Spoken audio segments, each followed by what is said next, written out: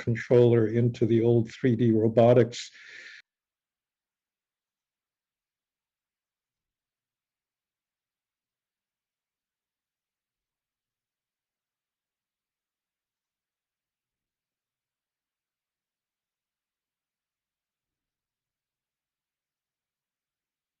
Into the old 3D.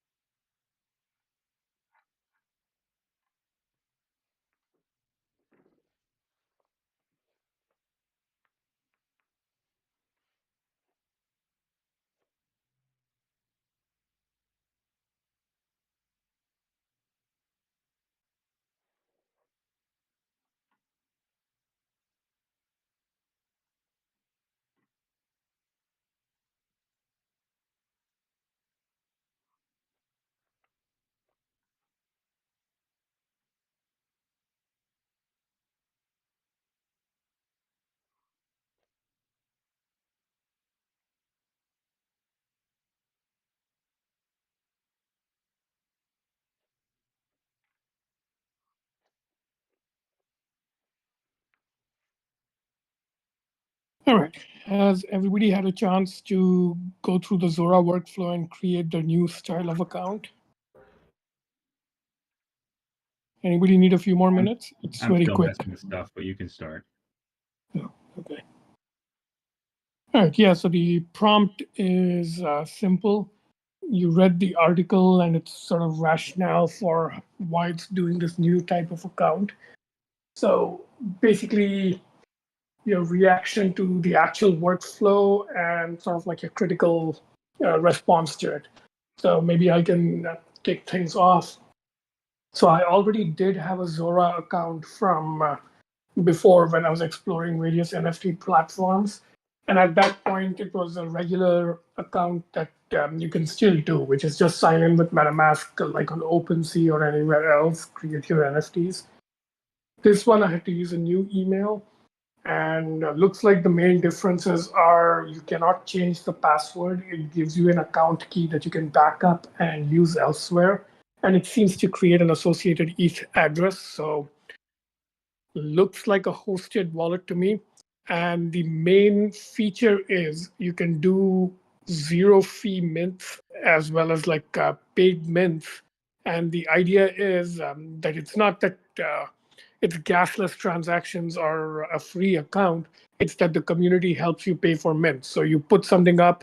If somebody likes it, they'll help you pay for the minting fees and they'll share in the rewards. That's as far as I understand it. And this part is not clear to me since I haven't yet explored L2s lately, but it looks like Zora has its own L2. So they must be underwriting. So the part that's not clear to me is if I'm like an unknown guy creating like a junky NFT and I use the free mint option, does it actually get minted immediately? In which case there'll be upfront out of minting fees, or is it like held in a buffer or something like that? So I'm guessing totally. I think Zora has its own like roll up L2, so it's extremely cheap. So they basically front it, and if other people in the community actually decide to join you and fund your mint, then it sort of like gets more expensive or something like that. So I'm still working that. So yeah, Anant, you want to go next? Let's do a first round, and then we can do more reactions if we're not fully understanding what's going on. All right, Anant, up to you. Thank you. Yeah, so I went through the settings again, like you. I also had an earlier MetaMask wallet that I had with Zora. But this use, it seems like it's catered to new users, complete new users, so to speak, on just signing up to use do some on-chain action. In this case, it seems like it's either creating or doing a free mint. I thought the flow was quite forward, and I clicked around a little bit on the previous side, and it seems like there is a way to export the keys and use it elsewhere. And again, in that previous Notion document that says how to do it, it's explicitly calls out that this if you use an email, like a hosted wallet system to get going, then and if you like the flow and if you like the NFT or whatever it is that you have done, then and if you want to learn more, then this is the way to do it, and there's like a multiple step process to do it. Overall, I think this Zora's approach is sort of interesting in that they are trying to not talk about blockchain. They're not trying to use the word blockchain anywhere, and they're just sort of focused on allowing people to create different forms of content and allowing creators to sort of get a taste for having an audience, like having an audience that's sort of on chain. And I thought that is interesting. And so I couldn't. It's accordingly then the website and other documentation doesn't quite seem to have a lot of details on sort of related to their building, but it is an additional sort of Ethereum layer that they're building. So if you want to do more involved skills, you have to like bridge and sort of do those things, which I'm not sure how the users that come of this flow will react to. But yeah, so I'll stop there with Zora. I did play around with other L2s, and there was a really good dashboard that I come across recently. I'll share that in the chat that showed like the list of popular contracts that the Farcaster users interacted with in the last 30 days and I think 60 days, and it's quite telling to see these sort of the contracts that gets used, and most at the top it's like just NFT contracts, most of the prices there. So Zora making it easy along the dimension is interesting. But yeah, I'll stop there and pass it to Anuraj down. Yeah, this was my first time using Zora. So initially it seemed it's just a Web2 account and that creates a ETH account behind the scenes. But I didn't understand why they don't allow password change if it's a hosted wallet. You could allow that. I don't know what's the advantage. So that was something I would like to know. And it seems it's a layer 2 network. I posted a link where they are talking about it. And first, I connected it with the MetaMask account, and then it was trying to add that network to my wallet. So it seems some layer two thing. But yeah, I don't have much to say. Just exploring here. Passing on to Ben. Okay, I'd never heard of this before.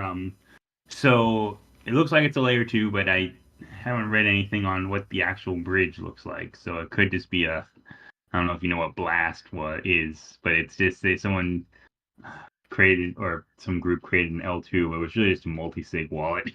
So it's like, yeah, it's an L2. It's like if I go around and then give me all your money, then I'm an L2 on Ethereum. See, that's how it works. You give me the money, and I say, oh yeah, you have some coins. But yeah, I mean the sign. It's nice to be able to sign. So I think the fact that you can't. So what's obviously happening here is they're encrypting your private key or whatever with your password. And if they're not letting you recover it, then that means that somehow they're not saving your password or backing it up your private key with one of their own passwords or something. Everyone down on the ground, give me your money. I'm a political refugee. Sorry, I've been watching old shows again. That was just in response to Venkat's comment. An address. Clearly, they make the address, encrypt it with your password. The fact that you can't recover your password is, I think, a big mistake. If you're going to do anything like this, what they really need to do is have a system where you can have your key and they can have their key, like almost like a 1 out of 2 multi-sig. That way you can still export and like use it in MetaMask or whatever, so it is really your key. And they can recover for you if they screw up, or you screw up. So, and that would make it a lot better. Then you would be able to just have password recovery as usual, and it wouldn't be a big deal. And I mean, I guess since they're on L2, they can have their own smart contracts that they're running this through. Really, what they should do is make it so that their key like takes time or whatever to run. So if someone hacks them or hacks your account and takes your email or whatever, and someone at bad, not you, recovers, they can put in a request for withdrawal or whatever. But then you can call them or go through some process and recover your account and then stop it. And with smart contracts, you could totally do that. So I don't know. It's smooth, but it feels lazy. Like they're like, all right, well, we don't want to be completely custodial, so we'll just have it encrypted with the user password. Yeah, that solves our problem. But and now it's not really custodied by them because they don't have the actual private key. So if we blow up or disappear, they're screwed. But it's not really custodied by us because if they forget their password, as humans will very often do, they can't recover. So it's almost worse of both worlds. But I mean, I think they're chewing in a direction that I think actually is useful, which is a way for you to share a key with a provider, such that you losing the key is not existential loss, and them getting hacked is not existential, or you have something you can do if they get hacked, or you get hacked on their site or whatever. That maybe it's not foolproof. I mean, nothing's foolproof. Even credit cards, if someone steals your credit card and puts in $2,000 of charges, and then because you never check your credit card, 6 months pass, you're actually still screwed. Anyway. So nothing is foolproof, but there should be some flow for you to try to for loss on both sides. And okay, I'm blabbering too much, but That's my immediate thoughts on.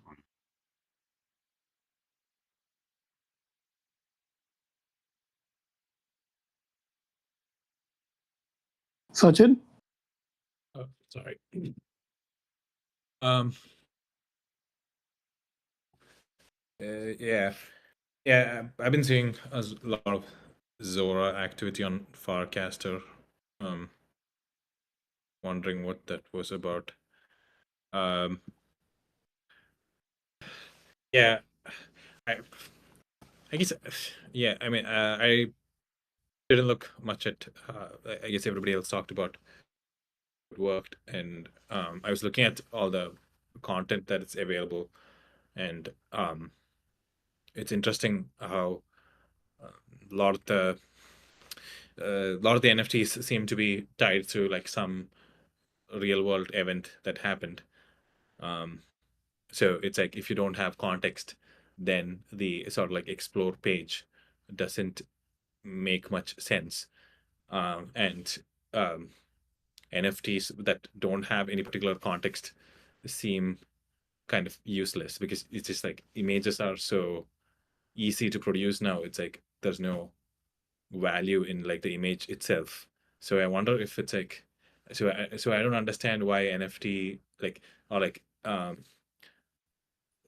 things like Zora still persist with displaying the NFT in the explore page, or there must be a better way to like go about this to make the explore page better, because it's not very interesting, or yeah, unless you have like specific context on something, it's kind of yeah, whatever. And also I saw that they released like a notes thing where like from your dashboard you can just write up a note within Zora and mint that. Yeah, okay. Again, curious as to like what the product decision there was, or like why. And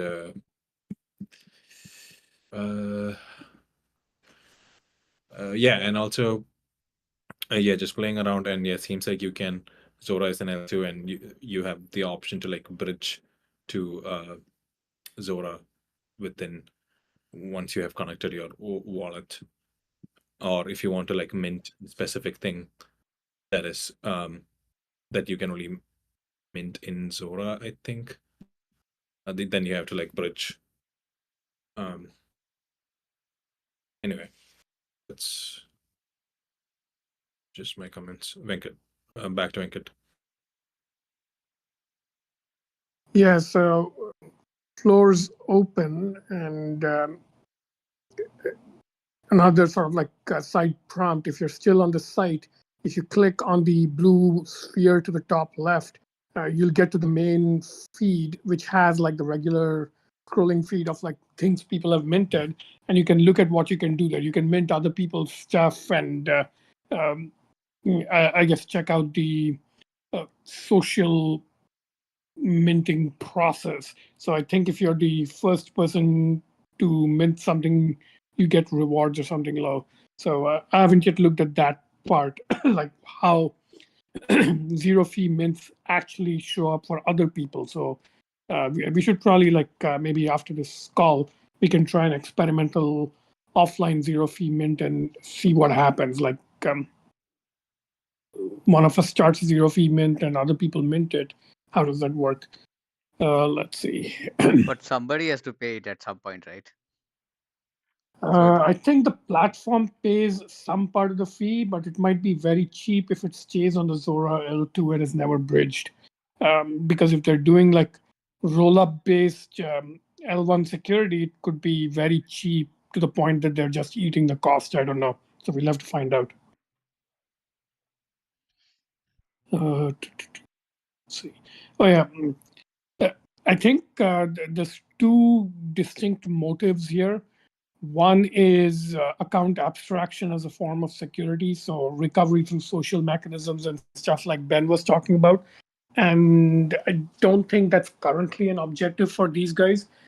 These guys just want to like get rid of fees as a barrier for creation altogether. So not like forget L1, which is like too expensive anyway, but even L2, if you have to pay to do anything like create, their thesis is that that's too much of a barrier. And I'm not sure how true that is. I'm curious about whether people who previously were not participating at all are now participating because, like Sachin said, I'm seeing a lot of Zora mints on Farcaster, and they seem to be the typical NFT shilling type mints where it's like, one of N, it's available only for the next hour, blah, blah, blah. And yeah, the culture that seems to be sprouting up around it does seem to be slightly different from before. It's not like they're pretending it's expensive collectible artwork that you should be bidding millions on. It's more like very cheap collectible cards type stuff, often around like some context, like some event, like Sachin said. So the culture around it is different, but I am not sure the people around it are any different. So the only people I recognize who are posting mints are people who were doing so anyway, like in the previous NFT wave. So I'm very curious, and I guess I'm going to be tracking to see if this is actually working. But this seems new enough. We'll see.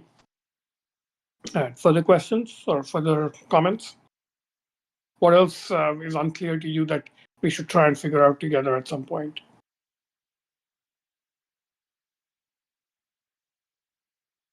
Yeah, can videos be uploaded on this? I was just checking. Yeah, I saw a bunch it of can. videos. Yeah. Like videos, podcasts, music, and something. Yeah, PDFs.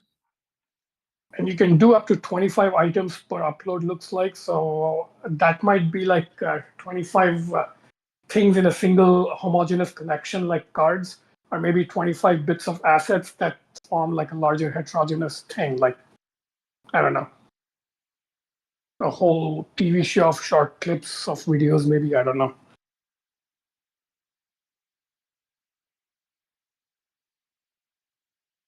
I mean, this is definitely progress. It's not like completely transparent where it'll become identical to Web2 type workflows, but it's definitely an improvement on the 2020 era NFT workflow.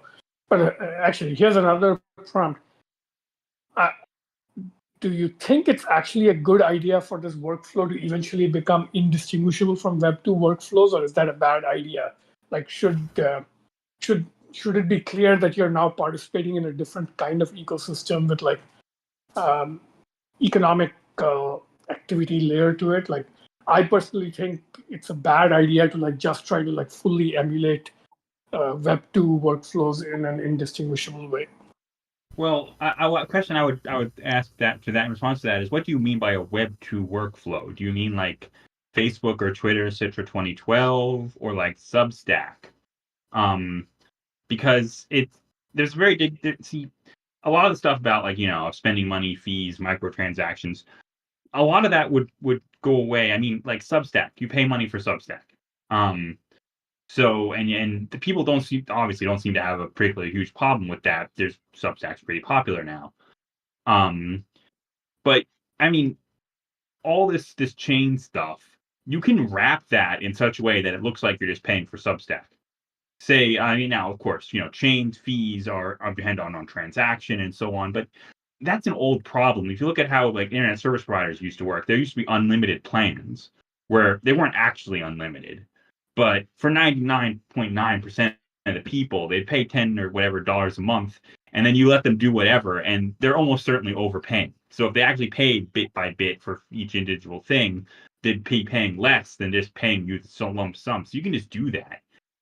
And in fact, you could work like an insurance company a bit slightly. And, if, the 1% who actually, or maybe like, well, I'd be probably more like 10 or 20% that actually use up their allowance, you can let them go over a little. They're subsidized by the 80% who don't do that, who like, pay their $10 a month and use like $3 or $4.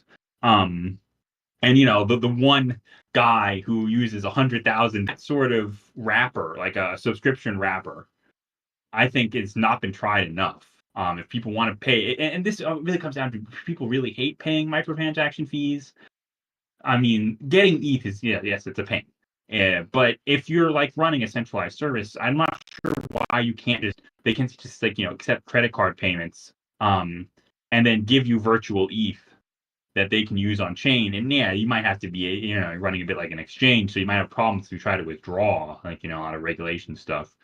But if you keep people away from that or have them only do that very rarely, it sounds like the UX of just, credit card run the thing isn't too hard. Now the thing is, if you want to go like full Web 2 freeness, where it's like, all right, you never ever pay for anything ever. Is that sustainable in this day and age? Should that have ever happened? I'm not sure. Maybe free, everything is always free forever, and oh, by the way, here's some ads and mostly febile attempts to manipulate you. Is that the path we want to go down? See, I'm much more liking the idea of something like Substack, where you just pay a subscription, and all the chain stuff happens on the back end for most people, unless they really want to. Yeah, I think I feel like that like the Substack or like the Web 2 flow would make sense if there was some particular value proposition that was not that this is you're participating in a separate economic system, sort of. Like essentially that's the only value prop with a lot of these apps now. Like even so, if it's like the same if it's like the same type of like subscription and or like subscription based stuff, and there's no like new way in which they are like some sort of like new primitive in which you can like sell art or something. There's no particular. I don't understand why should I use this? Why not just use Substack or something else?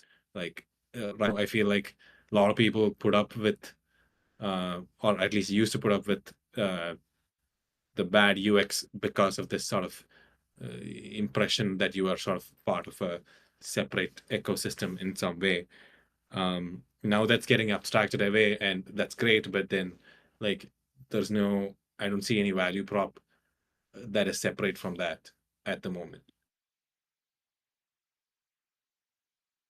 So I think I have a bit of a different view here. I think the value prop of portability is still there. Like if you do a restricted mint and you bridge it over somewhere else, you can basically exit the creative artifact out of that particular economic ecosystem. So if you don't like how Zora is going, but you have like a valuable mint on Zora, just take it with you. It feels much clumsier. Like it's not truly, it's data portability rather than like economic portability. So I'm not sure that's a big distinction, but it feels like one.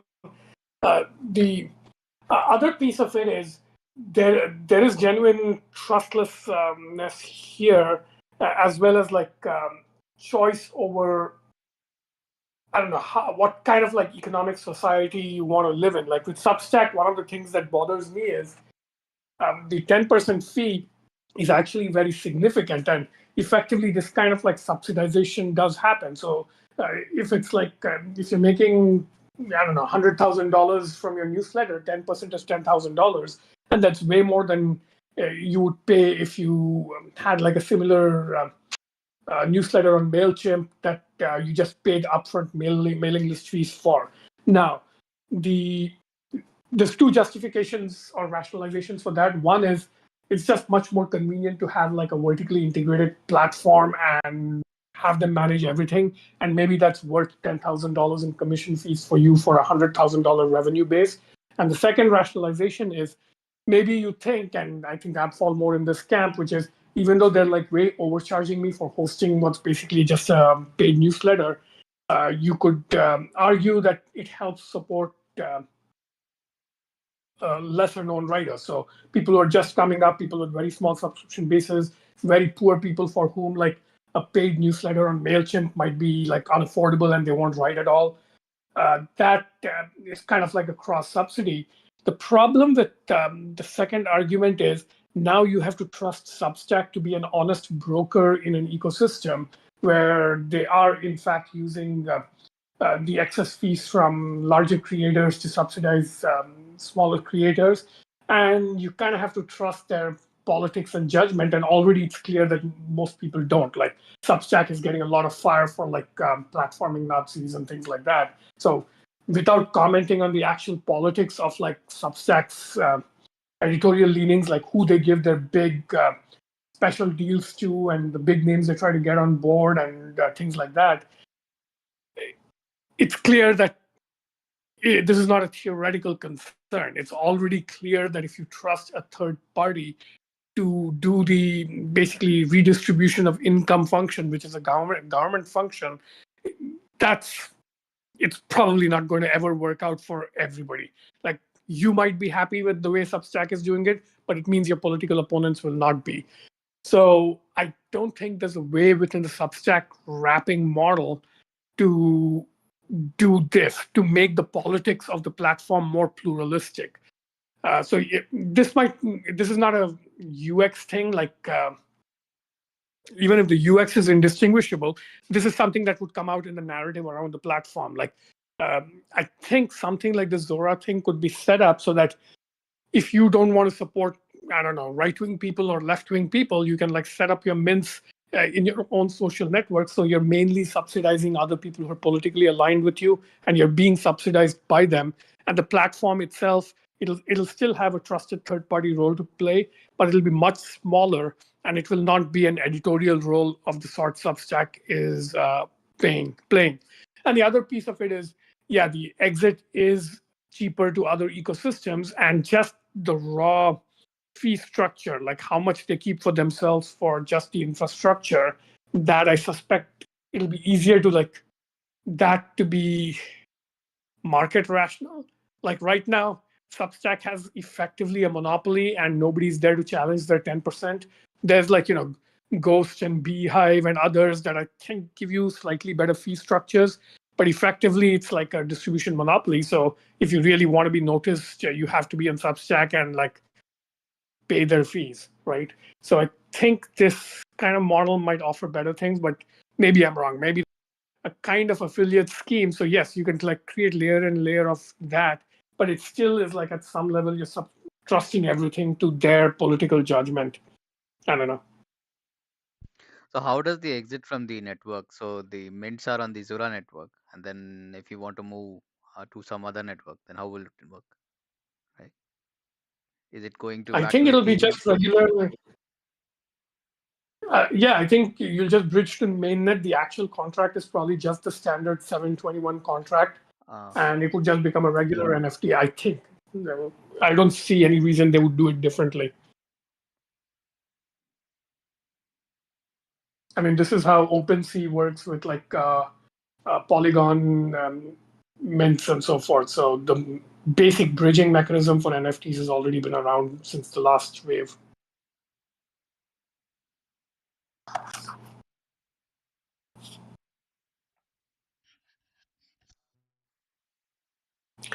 Anyway, anybody want to try social mint over the next week or so? Experiment and do something like, I don't know, 1 of 25 badge or something of that sort and see if we can all collect it. That might be fun.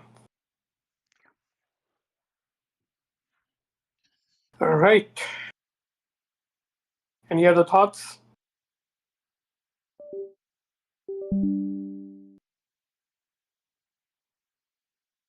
If not, yeah, we can maybe spend a few minutes looking ahead on what the hell is that beeping noise? Sorry, I'll turn it off in a minute. But yeah, if not, we can spend a few minutes talking about any other like broad ideas you have for this particular track. So I'm hoping we'll do a couple of these warm-up things, looking at some new things, then maybe a couple more substantial sessions, and like basically do a second season on crypto. I think the first one we did was winter of 2019 into the summer of 2020. No, sorry, 2020, 21 is when we did the first round on this. So it's 2 years later. So general thoughts on what you want to see covered. I saw some we people could play posting in some the chat. games, the on-chain games. We could experiment with those. Yep. Anybody like the only one I really know about is Dark Forest, and that's a fairly complex game. But other games people have, yeah, please post links and suggestions to them. Yeah, I think in Dev Connect there were a few tables with some games. We could experiment with those. Oh yeah, I've listened to a talk by the Moving Castles people where you create like a little organism and replicate a biology. That was really interesting. I'm interested in playing that. So yeah, people, if you know of any games, please post them.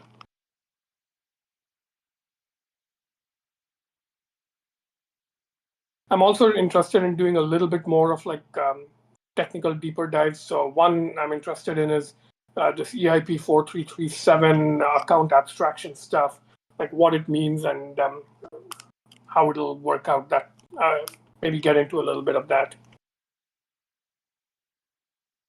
And also, I think though not much is happening in the Bitcoin ecosystem, other crypto ecosystems and non-crypto ecosystems, including like Blue Sky and what's that one? Noosphere, yeah. Anything else that gets released during the next 4 or 5 months, we can try playing with it.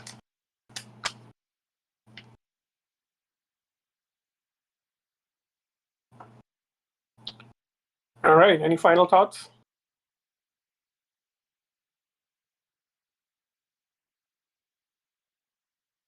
We can call it early, and yeah, thanks guys. Good kickoff of our new crypto track. See you guys. Yeah.